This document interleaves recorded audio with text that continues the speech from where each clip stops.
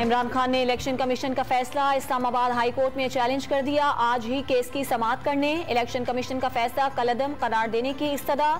इमरान खान ने बायोमेट्रिक तस्दीक नहीं कराई। इमरान खान के नाअहली फैसले की मुस्तदिका नकल दरखास्त के साथ मुंसलिक नहीं।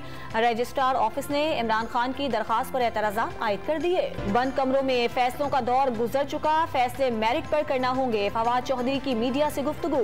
इलेक्शन कमीशन तोशाखाना का तहरीरी फैसला क्यों रोक कर बैठा है, अब क्या खिचड़ी पक रही है। रहनुमा तहरीक इंसाफ असद उमर का इजहार तशवीश। इलेक्शन की तारीख दें, आधे घंटे में केपी और पंजाब की असम्बलियां तोड़ देंगे।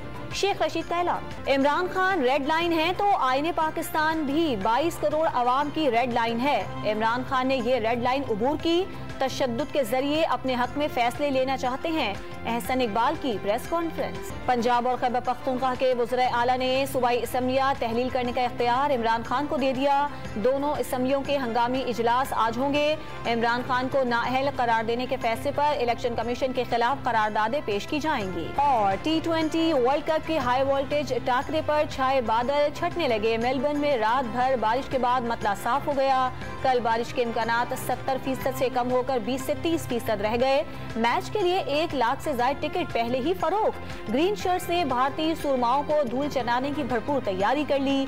पाकिस्तान वर्ल्ड कप मुकाबलों में हमेशा जीतने का भारतीय गरूर पिछले T20 वर्ल्ड कप में तोड़ चुका है।